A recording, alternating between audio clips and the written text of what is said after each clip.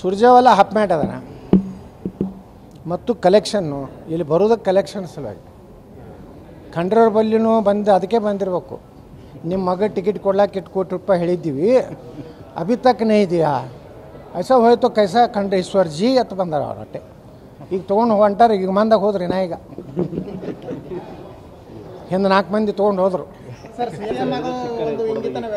ಯಾರೇ ಯಾಕೆ ಆಗಬಾರ್ದು ಅನ್ನೋದು ನೀವು ಮಾಧ್ಯಮದವ್ರು ಹೇಳ್ರಿ. ನಾಲಿಗೆ ಹರಿಬಿಡು ಯತ್ನಾಳ್ ಎಂದೂ ಮುಖ್ಯಮಂತ್ರಿ ಆಗೋ ಹೊಡಿತೀರಪ್ಪ, ನೀವೇ ಚಾನಲ್ದವ್ರು ಹೊಡೀರಿ. ನಾ ಮುಖ್ಯಮಂತ್ರಿ ಆಗೋದು ಗ್ಯಾರಂಟಿ, ಕರ್ನಾಟಕ ಉದ್ಧಾರ ಮಾಡೋದು ಗ್ಯಾರಂಟಿ. ಬುಲ್ಡೇಜರ್ ಸದ್ದು ಮಾಡ್ತಾವು.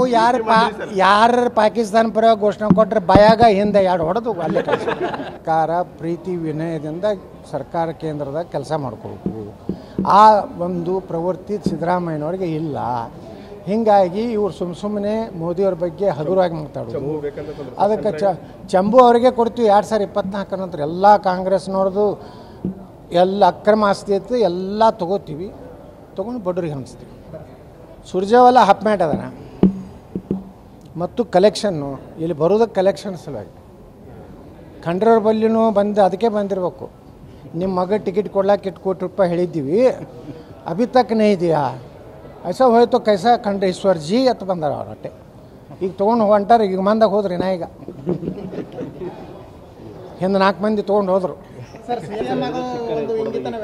ಯಾರೇ ಯಾಕೆ ಆಗಬಾರ್ದು ಅನ್ನೋದು ನೀವು ಮಾಧ್ಯಮದವ್ರು ಹೇಳ್ರಿ. ನಾಲಿಗೆ ಹರಿಬಿಡು ಯತ್ನಾಳ್ ಎಂದೂ ಮುಖ್ಯಮಂತ್ರಿ ಆಗೋ ಹೊಡಿತೀರಪ್ಪ, ನೀವೇ ಚಾನಲ್ದವ್ರು ಹೊಡೀರಿ. ನಾ ಮುಖ್ಯಮಂತ್ರಿ ಆಗೋದು ಗ್ಯಾರಂಟಿ, ಕರ್ನಾಟಕ ಉದ್ಧಾರ ಮಾಡೋದು ಗ್ಯಾರಂಟಿ. ಬುಲ್ಡೇಜರ್ ಸದ್ದು ಮಾಡ್ತಾವು. ಯಾರು ಪಾಕಿಸ್ತಾನ ಪರ ಘೋಷಣೆ ಕೊಟ್ಟರೆ ಭಯಾಗ ಹಿಂದೆ 2 ಹೊಡೆದು ಅಲ್ಲೇ ಸರ್ಕಾರ ಪ್ರೀತಿ ವಿನಯದಿಂದ ಸರ್ಕಾರ ಕೇಂದ್ರದಾಗ ಕೆಲಸ ಮಾಡ್ಕೋಬೇಕು. ಆ ಒಂದು ಪ್ರವೃತ್ತಿ ಸಿದ್ದರಾಮಯ್ಯನವ್ರಿಗೆ ಇಲ್ಲ. ಹೀಗಾಗಿ ಇವ್ರು ಸುಮ್ಮನೆ ಮೋದಿಯವ್ರ ಬಗ್ಗೆ ಹಗುರವಾಗಿ ಮಾತಾಡೋದು. ಅದಕ್ಕೆ ಚಂಬು ಅವರಿಗೆ ಕೊಡ್ತೀವಿ 2024 ನಂತರ ಎಲ್ಲ ಕಾಂಗ್ರೆಸ್ನವ್ರದ್ದು ಎಲ್ಲ ಅಕ್ರಮ ಆಸ್ತಿ ಐತೆ ಎಲ್ಲ ತೊಗೋತೀವಿ, ತೊಗೊಂಡು ಬಡವ್ರಿಗೆ ಹಂಚ್ತೀವಿ.